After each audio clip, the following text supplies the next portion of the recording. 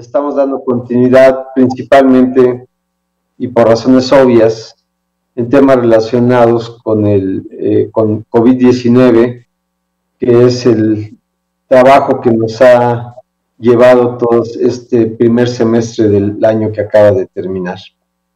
La idea de la videoconferencia del día de hoy es poner en contacto a nuestros expertos en diferentes campos que se están desarrollando en la atención de la pandemia de COVID-19, y el día de hoy decidimos programar esta videoconferencia con tres de nuestros expertos en diferentes áreas de la medicina respiratoria, en un tema que originalmente no es un tema que el instituto maneje, el tema de medicina ocupacional, pero que la pandemia nos ha obligado a organizarnos de tal manera de desarrollar este tipo de actividades en el instituto en beneficio de nuestra población de trabajadores.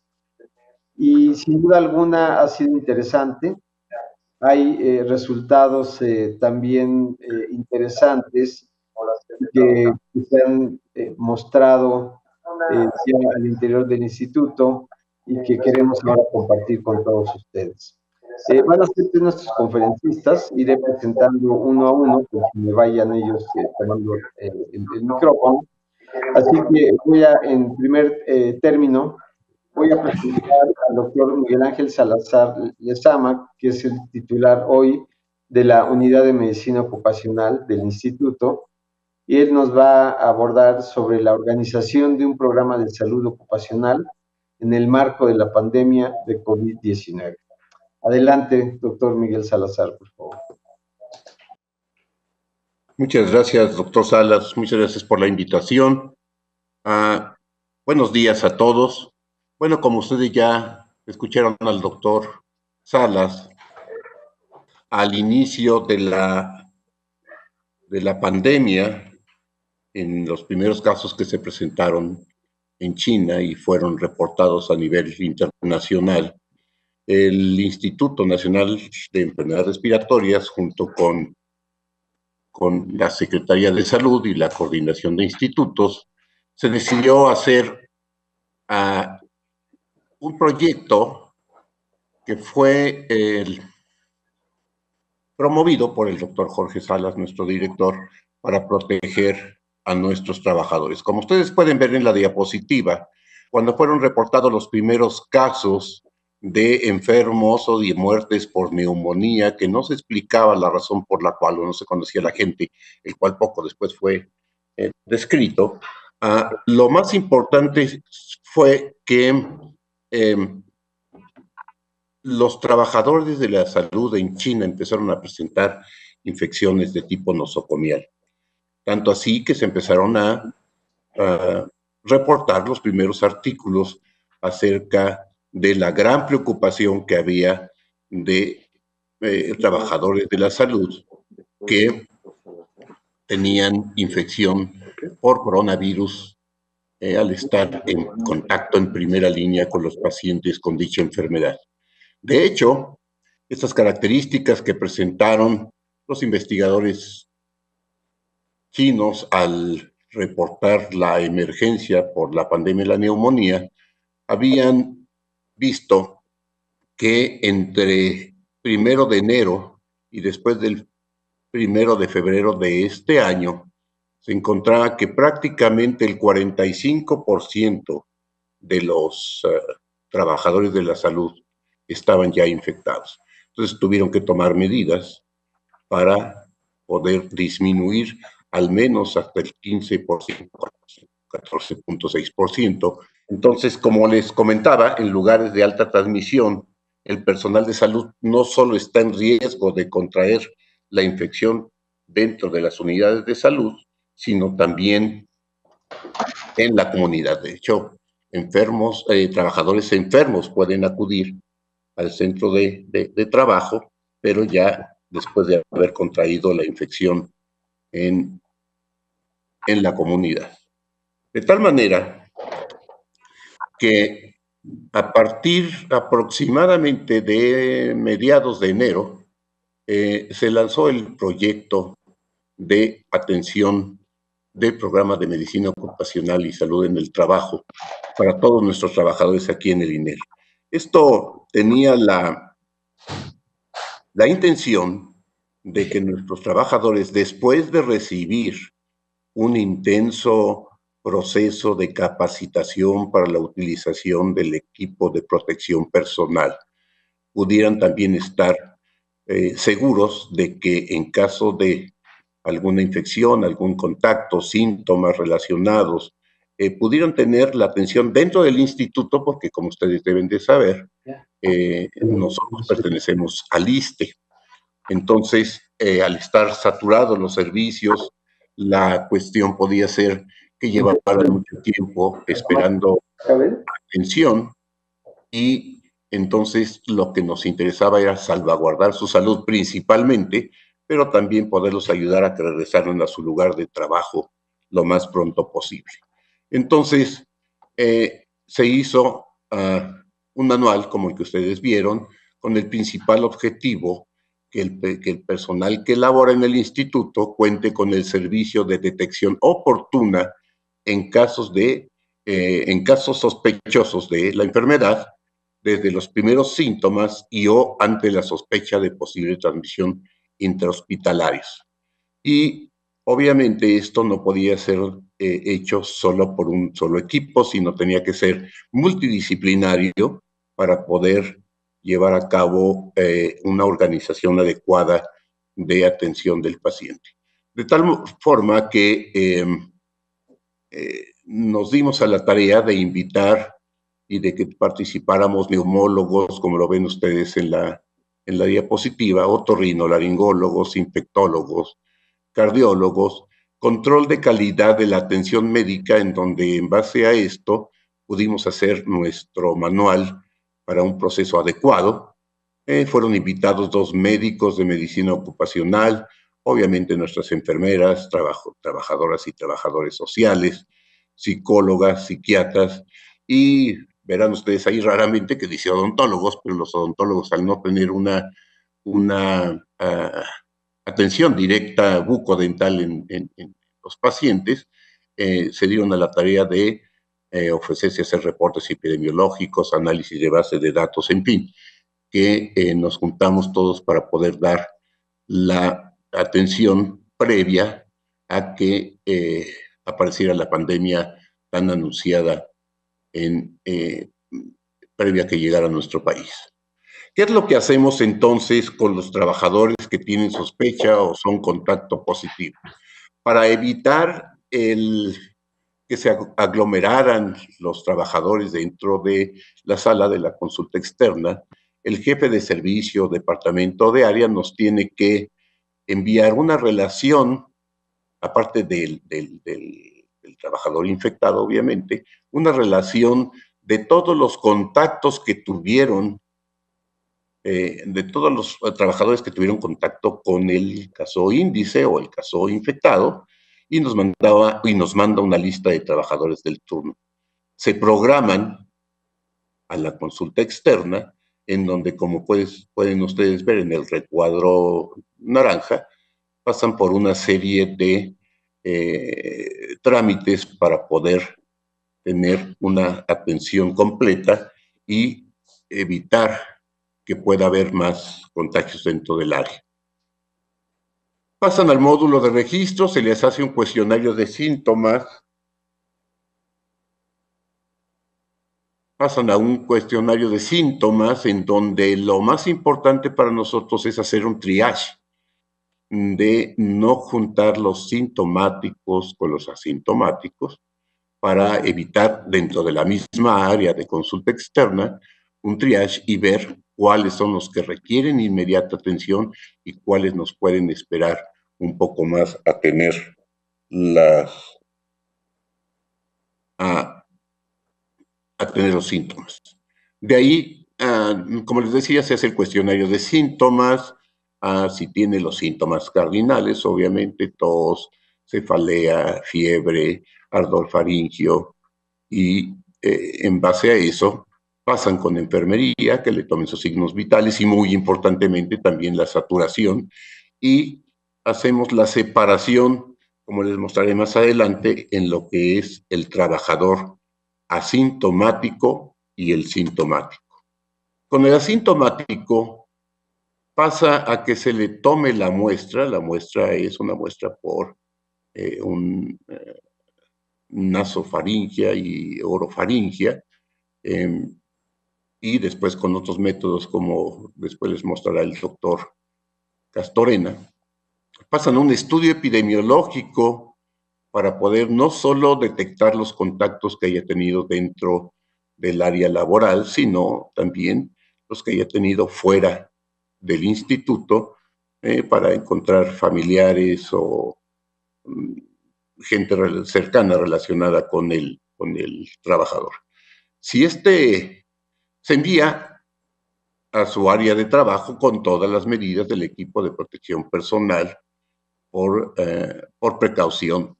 Si es positivo, porque hemos tenido algunos trabajadores que han sido portadores asintomáticos, se aísla 14 días en su domicilio y se cita para nueva muestra. Si esta muestra vuelve a salir positiva, se vuelve a mandar a su domicilio aislamiento al trabajador, pero si es negativa, regresa a su área de trabajo.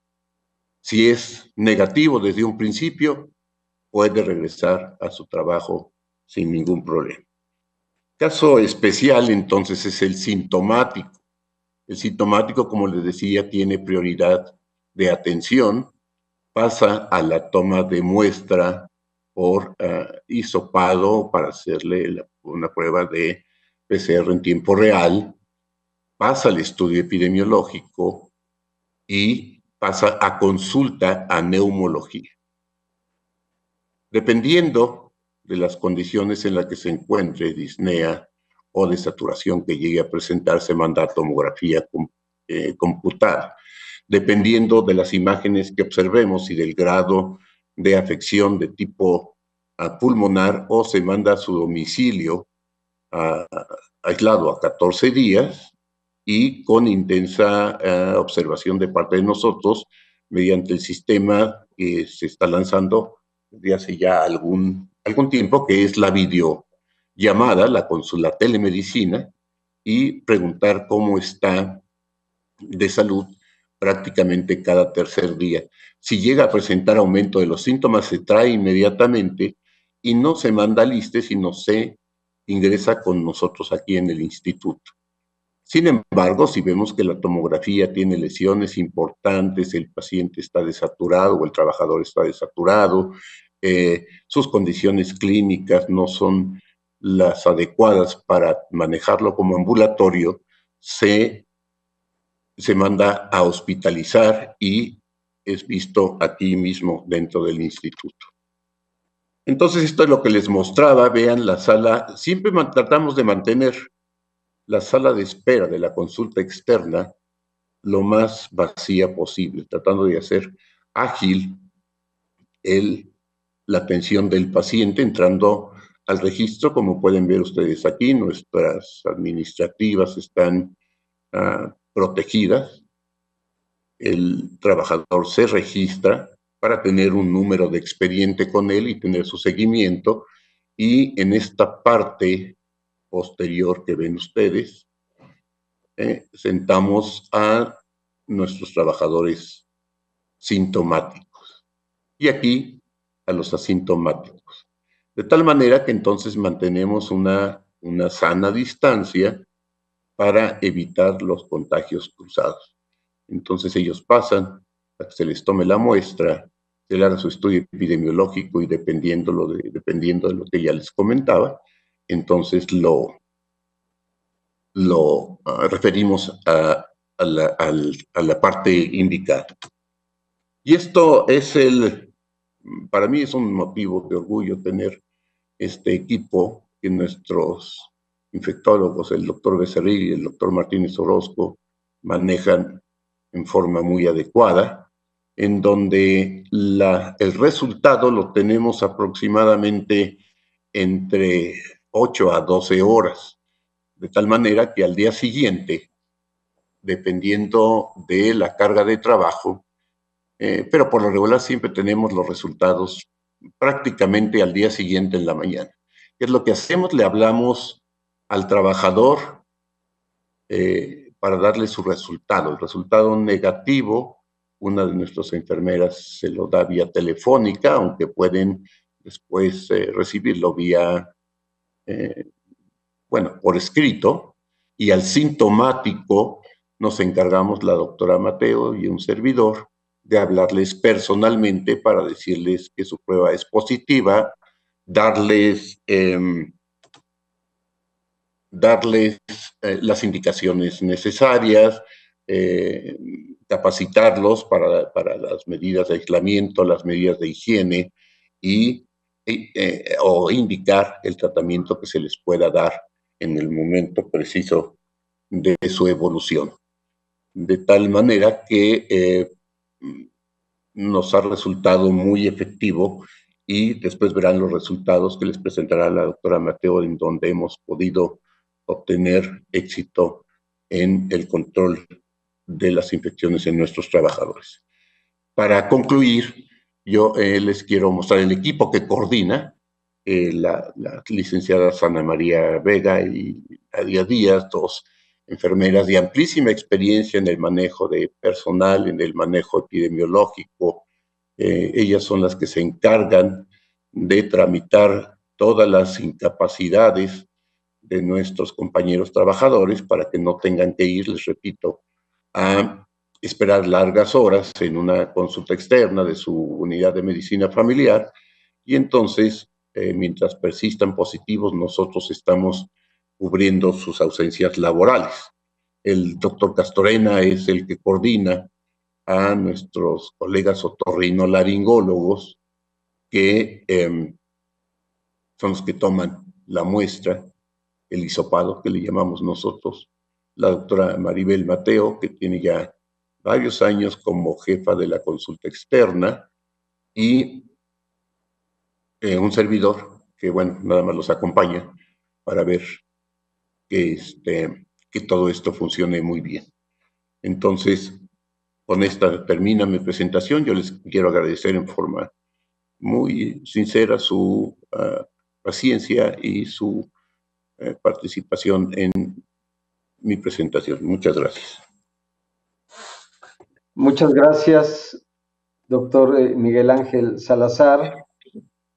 Aprovecho para a quienes están conectados con nosotros, si alguien de ustedes desea hacer alguna pregunta o comentario, por favor escríbanlo en el chat, y al final de la videoconferencia tal vez nos dé tiempo de contestar algunas de estas preguntas o comentarios. Bien, el siguiente conferencista es el doctor Armando Castorena Maldonado.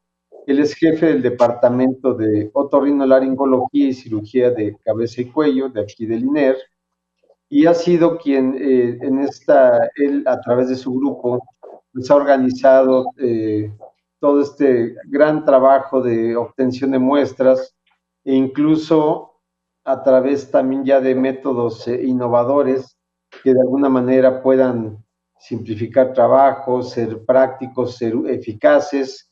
Y esta experiencia que se ha tomado ahora en COVID-19, pues viene también desde el trabajo del doctor Castorena de todo lo que es influenza cada año. Entonces, esa experiencia ha permitido ser bastante eficaces en la obtención de muestras de los pacientes. Así que él nos va a hablar sobre este tema y cedo la palabra al doctor Castorena. Adelante, por favor. Buenos días, muchísimas gracias por la invitación. Es un honor poder comunicar lo que estamos haciendo en el instituto. Y quiero, pues compartir los resultados que hemos obtenido de la evaluación de los pacientes. En este escenario, quiero compartirles esta presentación. Nosotros, como comentó el doctor, participamos, entre otras cosas, en la toma de muestras y en la evaluación clínica de los pacientes a través de los médicos adscritos. Los médicos recientes han participado también en este proceso.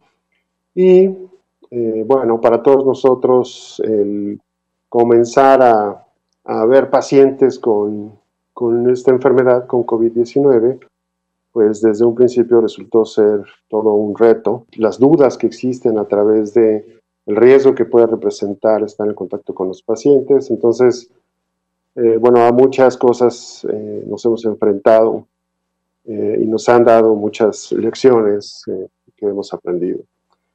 En esta presentación, denominada Métodos de obtención de muestras para SARS-CoV-2, yo quiero iniciar con la primera diapositiva, en la que se refiere hacia dónde, hacia quién van dirigidas las pruebas. Ha sido un motivo de discusión en todo el mundo sobre a quién debe de ser realizada esta prueba, cuál es el objetivo, ¿no?, blanco de estas pruebas. Entonces, nos referiremos en esta ocasión a la recomendación que hacen los Centros para el Control y Prevención de Enfermedades, conocidos como CDC en todo el mundo, que es una iniciativa estadounidense.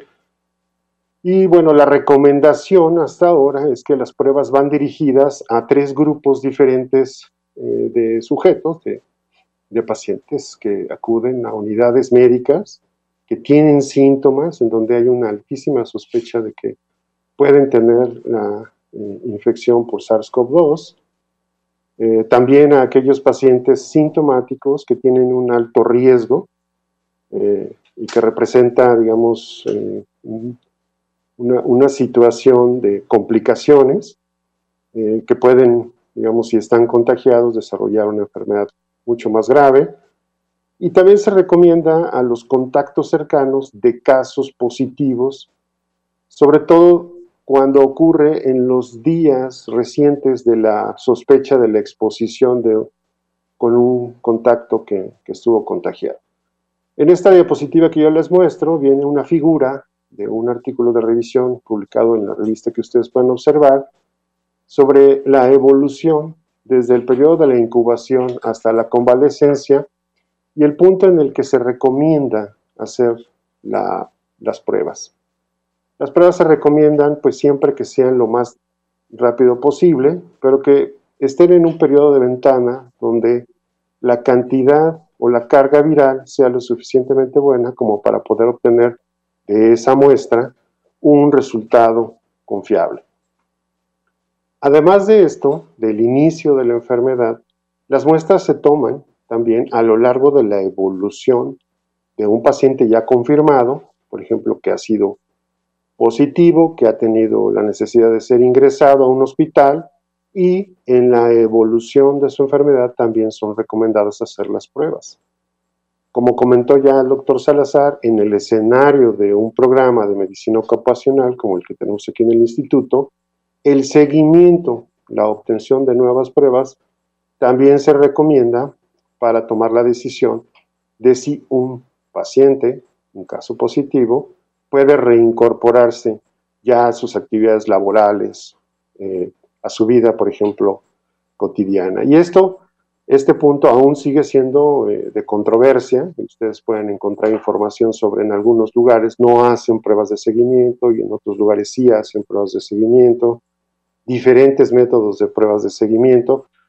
Pero lo que estamos haciendo aquí en el instituto es darle un seguimiento con pruebas a los pacientes hasta determinar que ya no se encuentre residuos del virus. Bueno, entonces, apoyándonos en la recomendación de los CDC, es que esta también es nuestra población blanco.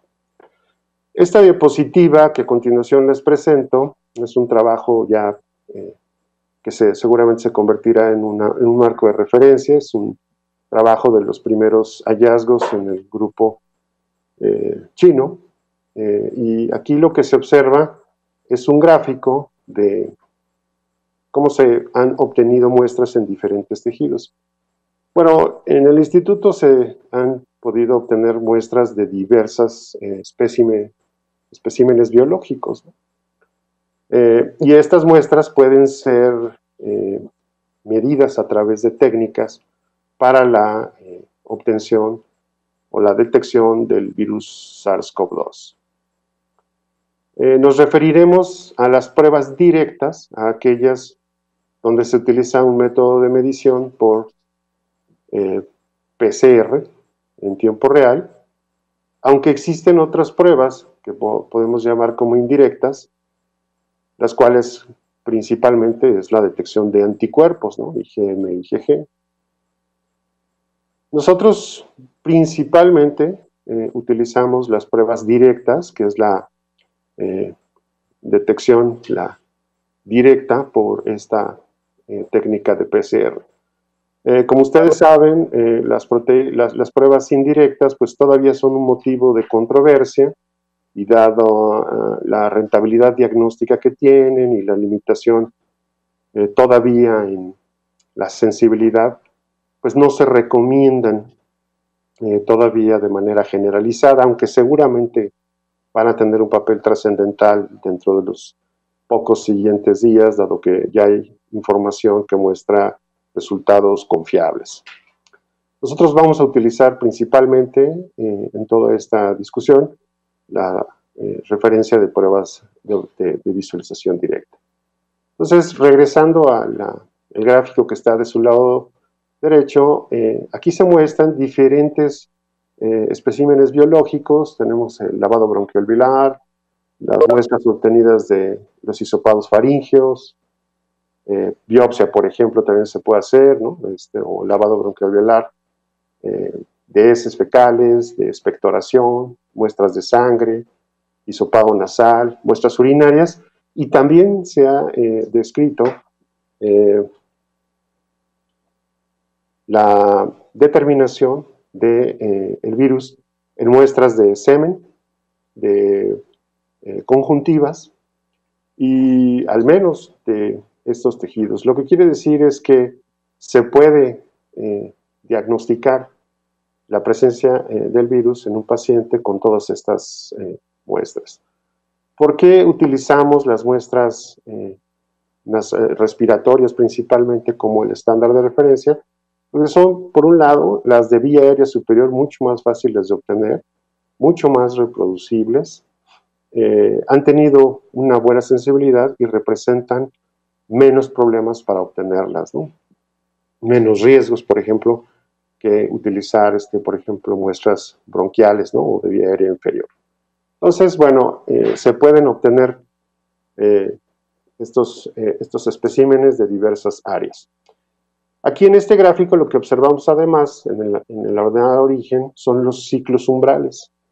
Como ustedes saben, los reportes en las pruebas se pueden realizar, o generalmente se informan o se reportan como categóricas si es que están presentes o ausentes, es decir, si es un resultado positivo o negativo, y casi nunca reportan los ciclos umbrales, ¿no? Que es la parte, digamos, cuantitativa de una forma indirecta de la replicación o de las copias virales. Este resultado es de mucha utilidad porque uno puede ver la cantidad de la carga viral que se encuentra. Entonces, hay una línea en este gráfico que es alrededor de 40, que es el ciclo umbral mínimo para que se pueda obtener un resultado positivo en una prueba. Entre menor sea el CT o el ciclo umbral, es mayor el número de copias que se está encontrando en cualquiera de los tejidos que se mida.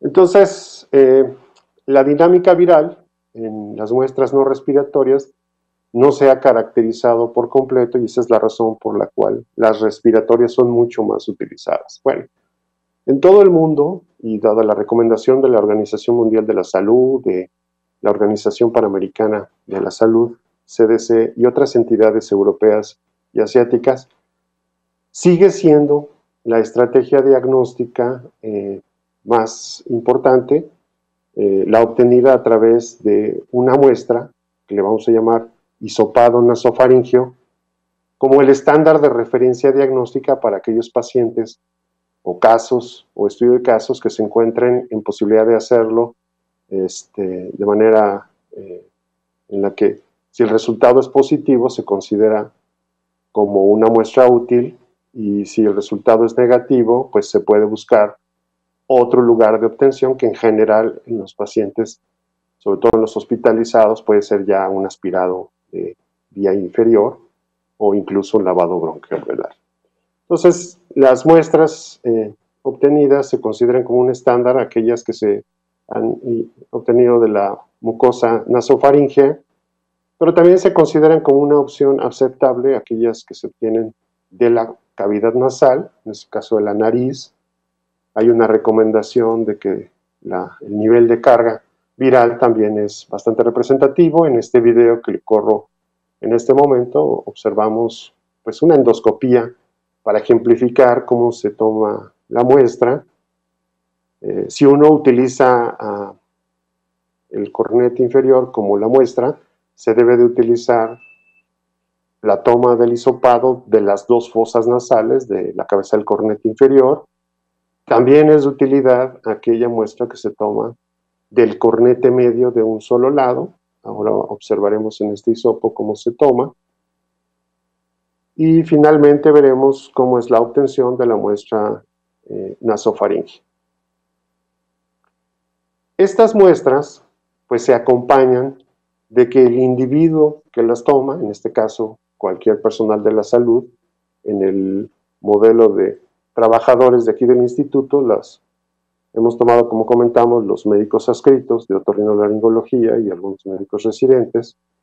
Entonces, se requiere un personal altamente entrenado, que además utilice equipo de protección personal, debido a que, aunque se considera que no es un procedimiento tan riesgoso, el hecho de tomar la muestra sí genera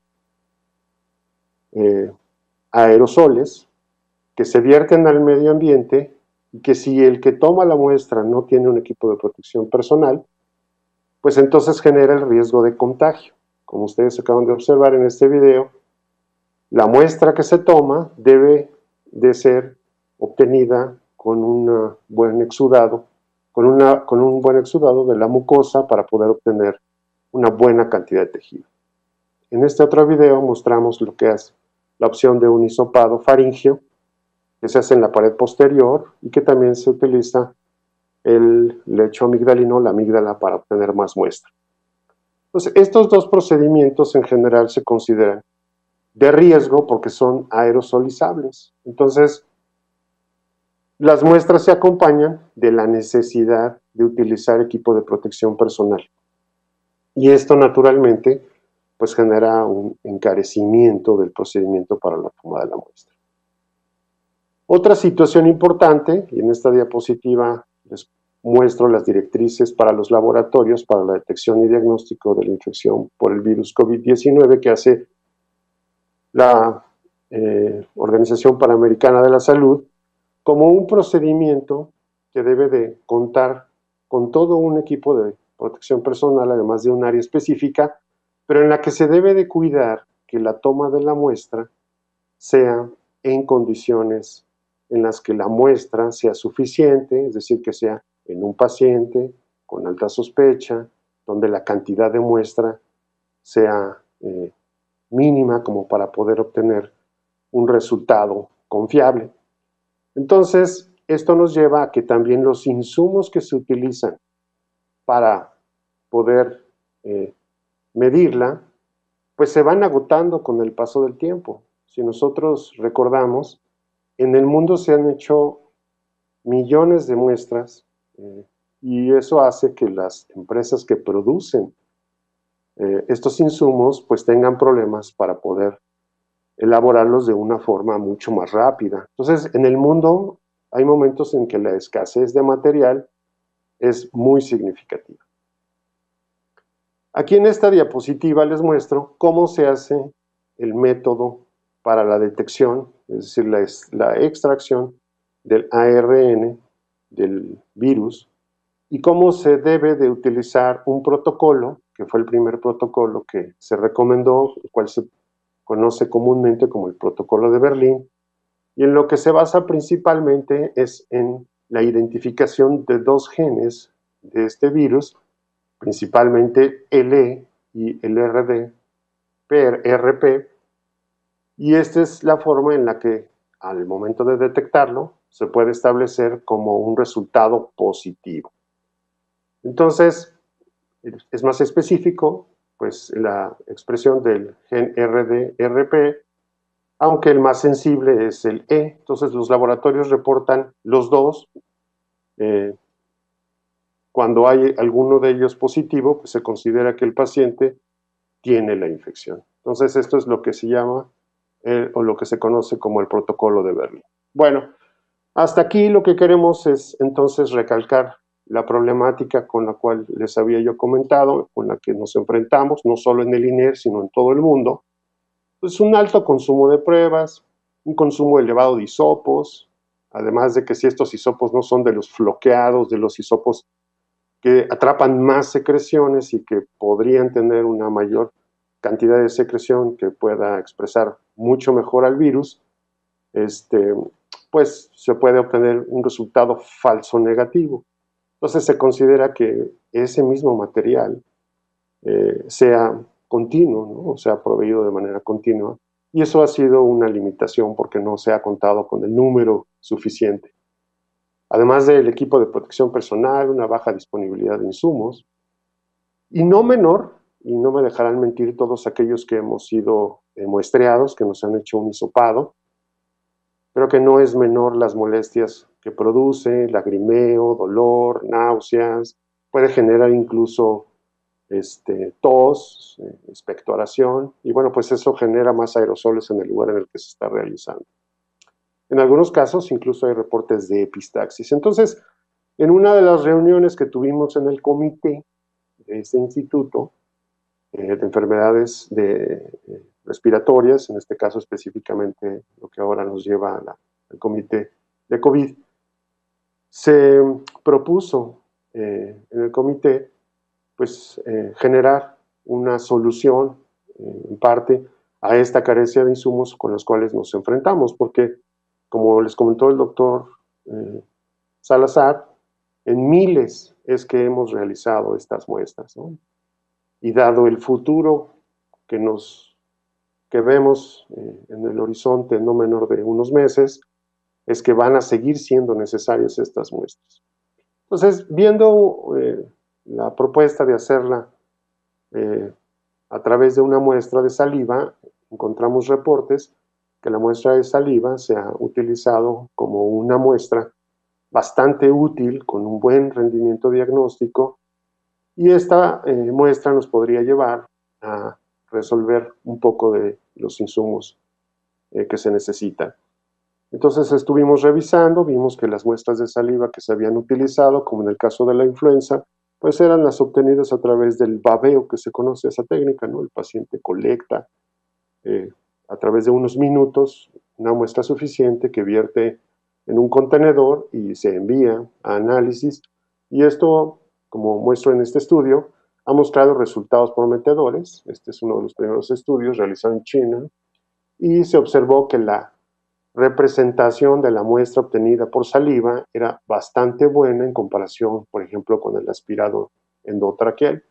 Y en el seguimiento también tuvo un buen rendimiento diagnóstico. Entonces, no solamente sirvió para el diagnóstico inicial, sino que en el seguimiento la muestra de saliva tuvo un buen comportamiento ligado a la evolución del paciente. Por lo tanto, lo que nosotros propusimos, y les quiero compartir aquí brevemente, un poco lo que hemos estado haciendo de manera un poco más original, y es que diseñamos un estudio que fue aprobado por el comité, en donde utilizamos una nueva técnica a través de una estimulación masticatoria. Aunque hay reportes de esta prueba de saliva en babeo, pues lo que hicimos fue generar una prueba mucho más rápida, debido a que la obtención de muestra de saliva por babeo o por colección puede no ser tan representativa, dado que por un lado se requiere mucho más tiempo para obtenerla y por otro lado se mezclan una buena cantidad de secreciones que no solo es saliva y que puede generar un error en el diagnóstico. Entonces, lo que desarrollamos fue una prueba de estimulación masticatoria a través de un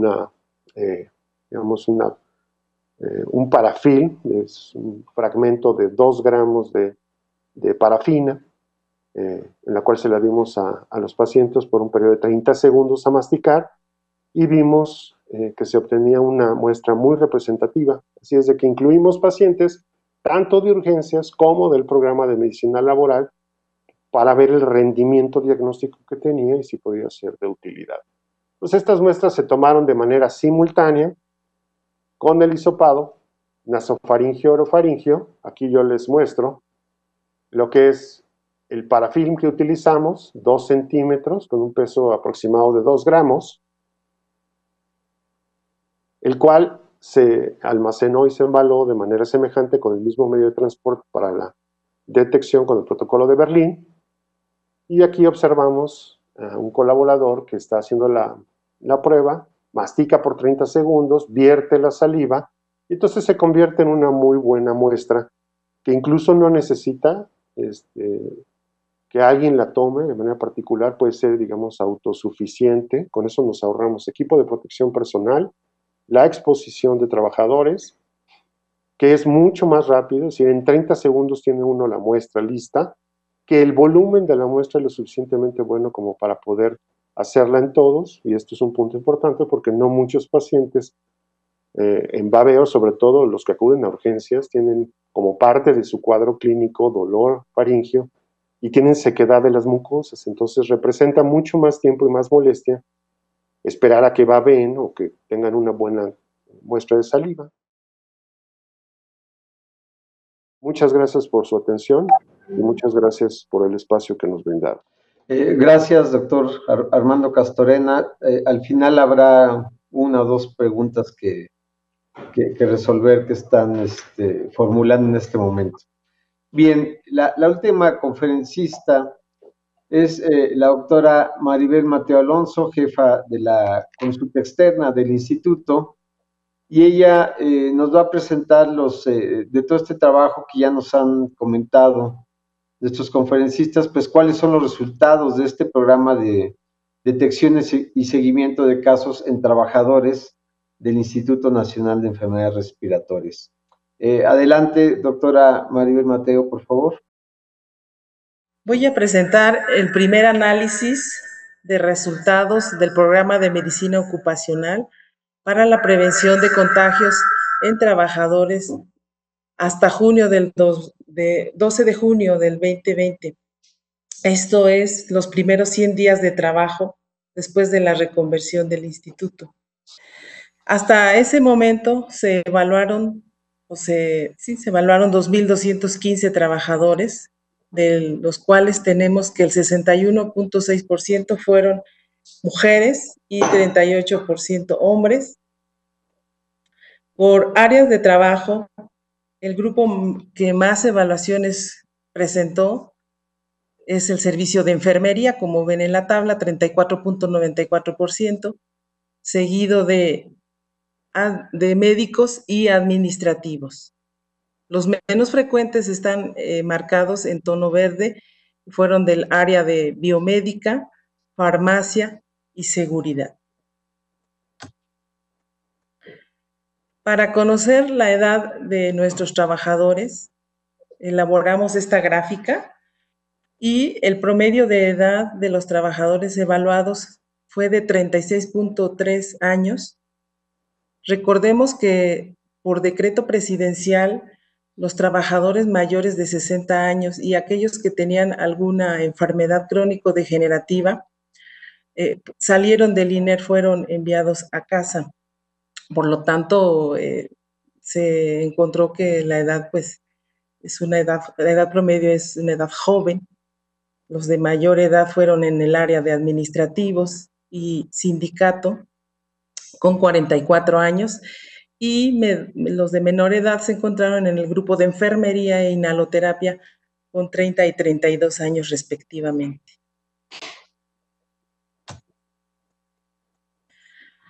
Ahora me voy a enfocar solo en el grupo de trabajadores positivos hasta ese momento, que en total sumaron 144 trabajadores.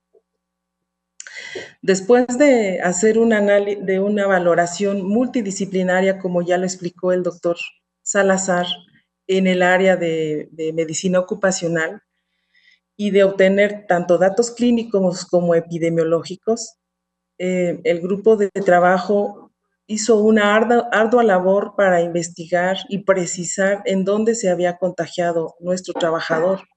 Se analizó el estudio epidemiológico, se hicieron llamadas, videollamadas, se hizo un interrogatorio intensivo para precisar y poder definir si el caso contaría como caso comunitario o nosocomial. Como ven en la tabla, tuvimos 95 casos comunitarios y 49 nosocomiales. Por área de trabajo, el grupo que presentó más casos de contagio fue el grupo de enfermería, con un 35%, como también ya se ha visto en otras publicaciones en otros países. El segundo grupo con más contagios fue el grupo de administrativos, seguido de intendencia y el grupo médico. También esta distribución se puede observar en la gráfica de pastel. Llama la atención que el grupo de administrativos, a pesar de que no tiene contacto directo con pacientes, sea el grupo con más casos el segundo grupo con más casos de contagio.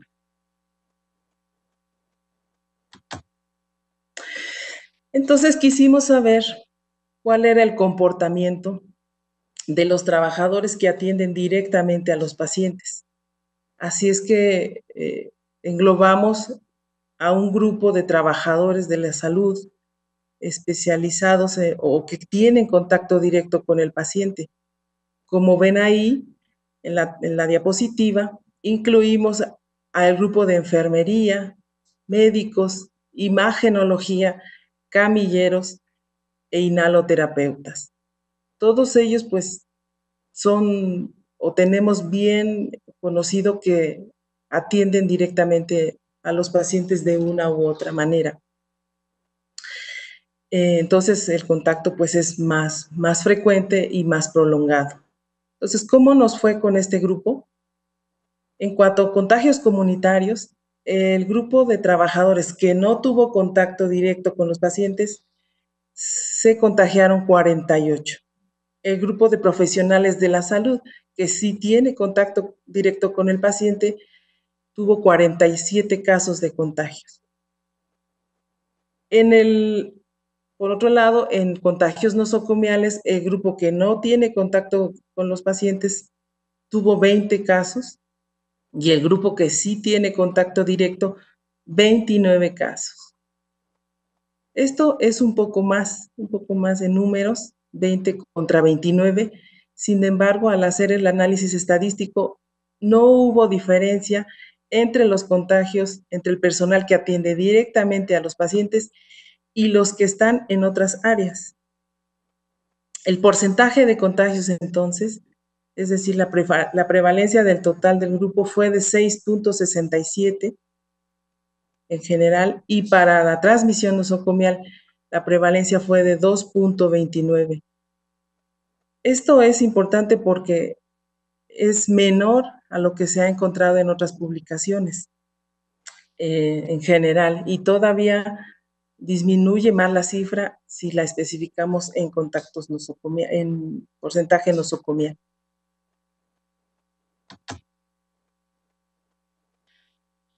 También quisimos conocer la incidencia de contagios y esta fue de 0.09 para el grupo en general, es decir, menos de una décima por cada día, por cada trabajador, por cada 100 días de trabajo.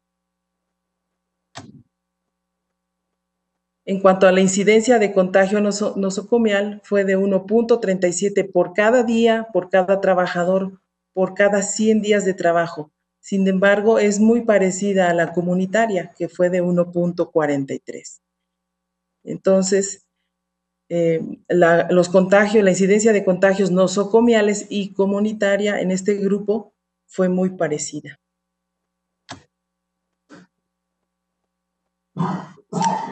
Antes de explicarles esta tabla, daré un panorama de que al inicio de la pandemia, el instituto se reforzó y se preparó para la pandemia recibimos muchos insumos, se proveyó de entrenamiento, capacitación para el uso de equipo de protección personal.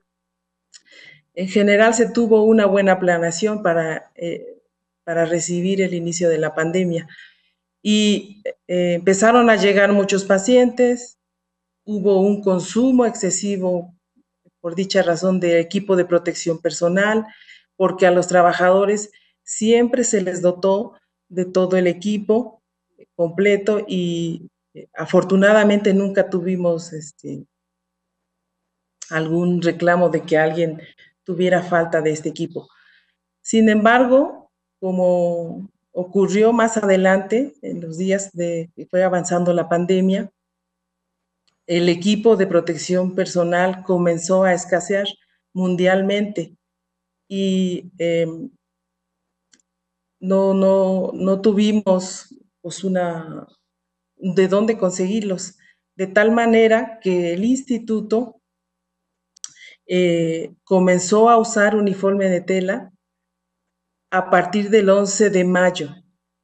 Se incluyó el uso del uniforme de tela, sobre todo del uniforme quirúrgico, porque siempre los trabajadores tuvieron una bata impermeable al frente del paciente. Entonces quisimos analizar cómo se habían comportado los casos de contagios con este cambio que se tuvo que hacer. Entonces, antes del uniforme de tela, tuvimos 13 casos. Después del inicio del uso del uniforme de tela, se contabilizaron 16 casos. Sin embargo, como vemos en el análisis estadístico, no hay diferencia con el uso de uniforme de tela. De hecho, en un análisis multivariante, el uniforme de tela salió protector. Esto resolvió mucha inquietud de los trabajadores que hubo en ese momento por saber si el uniforme de tela tenía la misma protección que el equipo de protección impermeable. Y como ven aquí, pues no hubo muchos contagios a pesar de su uso. Pero pues esto también se debe a que el personal de trabajo, el personal de salud del instituto siempre tuvo entrenamiento, capacitación permanente prácticamente durante todos estos días. En esta diapositiva vemos graficada la información que acabo de comentar. En esta primera tabla, en esta primera curva de Kaplan-Meier, vemos cómo los profesionales de salud que no estaban en contacto directo con pacientes se fueron contagiando más, como se ve en la línea azul en el tiempo, más que los profesionales de la salud que sí estuvieron en contacto con los pacientes directamente, que es la línea roja. En cuanto a la incidencia de contagios, fue mayor en el grupo de trabajadores que no estaban al frente de los pacientes o contacto directo con los pacientes. La incidencia fue un poco mayor de 0.11 versus los que sí estaban en contacto, que fue de 0.05. En la gráfica de riesgos proporcionales de Cox, vemos cuando se comenzó a usar el equipo de tela y vemos que los profesionales de la salud que no estaban en contacto directamente con el paciente y que usaron uniforme de tela se contagiaron más que el grupo de trabajadores que sí estaba en contacto directo con los pacientes y que usó uniforme de tela, como se ve en las líneas marrón.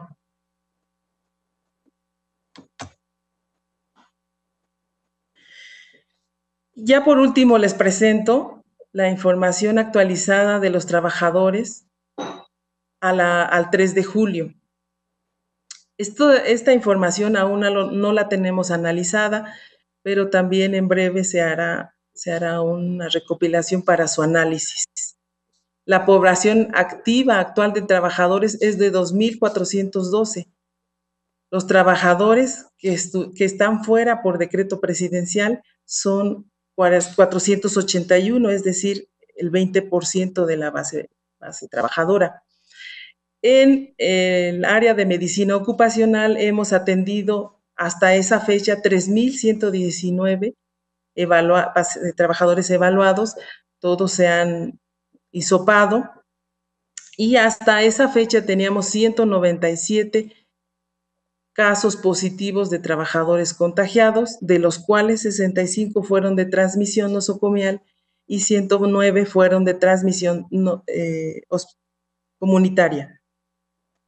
Hasta esa fecha llevamos 25 trabajadores hospitalizados, es decir, el 1.03%, y desafortunadamente hemos tenido 3 defunciones de trabajadores, uno por una causa ajena a infección por COVID y 2 que sí estuvieron asociados a infección por COVID, sin embargo, fueron de adquisición comunitaria.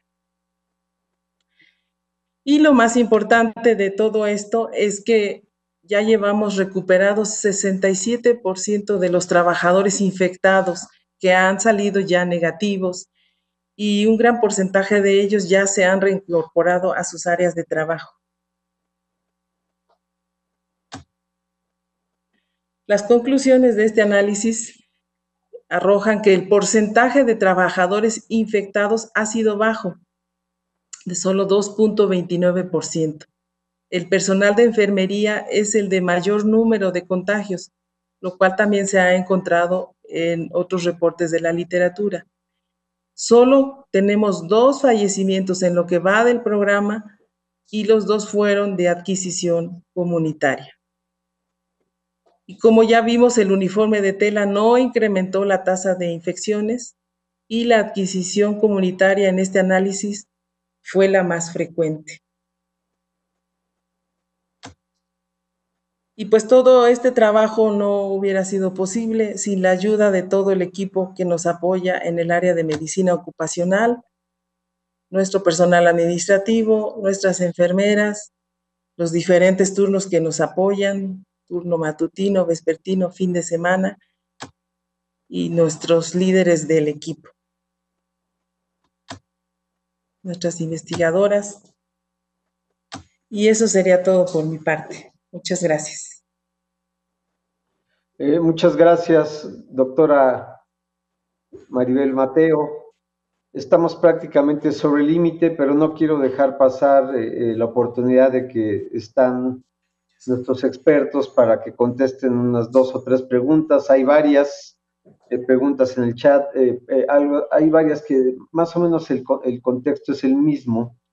Por ejemplo, a cualquiera de ustedes que quiera contestar, los pacientes positivos por PCR, ¿cuándo es el momento que se considera prudente para reintegrarlos a sus actividades? Y si este regreso al trabajo está basado en una nueva prueba de PCR o únicamente en la sintomatología de la persona. Sí, bueno, la verdad es que esto es algo importante de tomar en cuenta.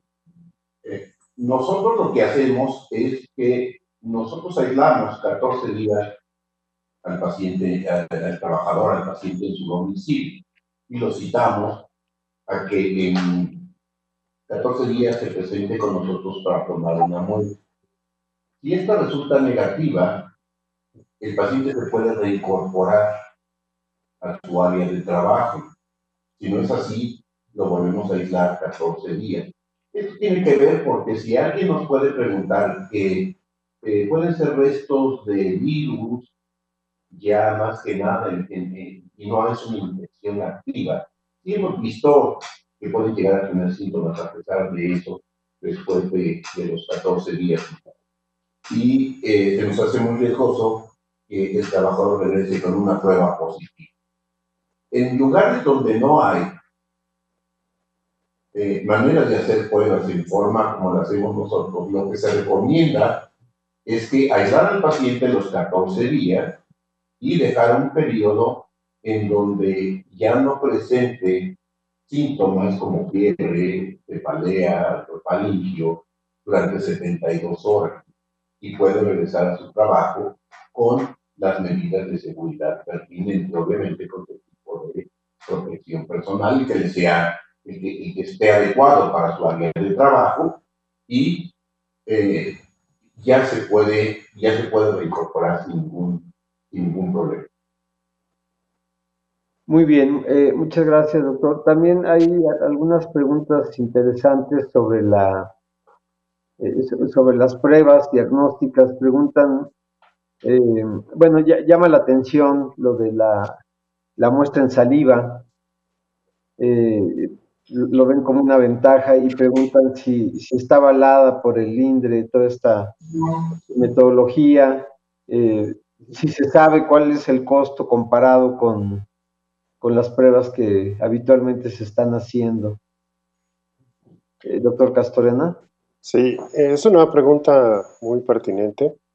La muestra de saliva es una muestra válida para hacer el diagnóstico por la técnica que sea.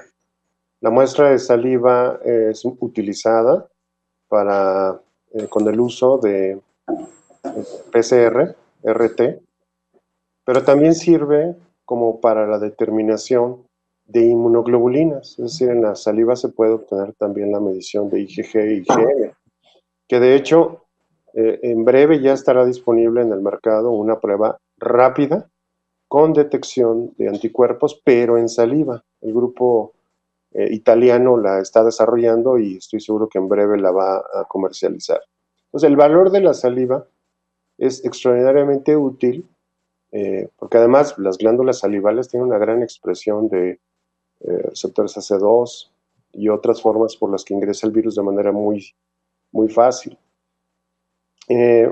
Entonces, la muestra de saliva es una muestra válida en todo el mundo para poder establecer el diagnóstico. Este protocolo nuestro es una forma innovadora que no está publicada en ningún lado, por eso en breve ya estará, pero quisimos informarla como una contribución del INER, porque se basa en una forma de obtención de manera rápida, en 30 segundos, por el método de estimulación masticatoria.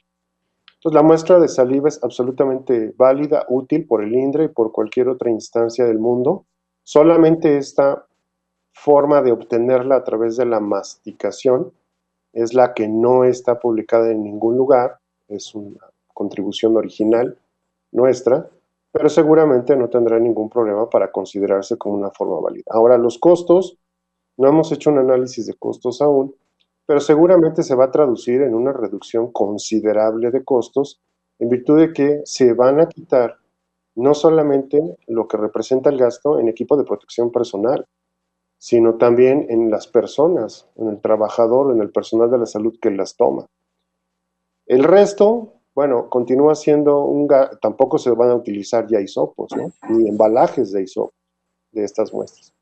Pero el costo deberá de analizarse en el sentido de que seguirá utilizándose el medio de transporte, un contenedor, y lo que resulte de hacer la extracción del ARN viral con este método de PCR. Entonces, seguramente que sí se traduciría en una reducción en el costo de manera considerable. Muy bien, muchas gracias. Bueno, pues desafortunadamente ya se ha agotado el tiempo. Habrá varias preguntas. Yo creo que el compromiso que vamos a subir con todos, que vamos a asumir con todos quienes nos han seguido, es dos cosas. Una, vamos a subir estas conferencias en el canal INER para que puedan ser revisadas por quien así lo desee. Y contestaremos por escrito y lo pondremos en un documento adjunto a las conferencias. La serie de preguntas que nos están haciendo, vamos a hacer respuestas concretas que quedarán en un documento para que queden también al acceso de todos quienes se han interesado en el tema. Yo finalmente les hago a todos quienes nos siguen la invitación para que los siguientes miércoles en el mismo horario, 8:30 de la mañana, acudan con nosotros a través de esta vía remota. Hay diferentes temas ya programados, lo anunciaremos el viernes el siguiente, pero por supuesto, porque veo que es una de las preguntas frecuentes, todo lo relacionado con equipo de protección personal, habrá una sesión para eso, habrá también una sesión relacionada con la conservación y la sanitización de espacios en donde se atienden pacientes. Habrá también un tema relacionado con hospitales móviles, habrá experiencias de algunos otros clínicas, de algunos otros expertos, no solo nacionales, sino de fuera del país. En fin, vamos a ir poco a poco compartiendo toda esta información de todo este trabajo que se ha acumulado a lo largo de este semestre aquí en el instituto. Así que por mientras, bueno, pues yo agradezco que nos hayan acompañado y nos veremos la próxima semana. Gracias y hasta pronto. Gracias.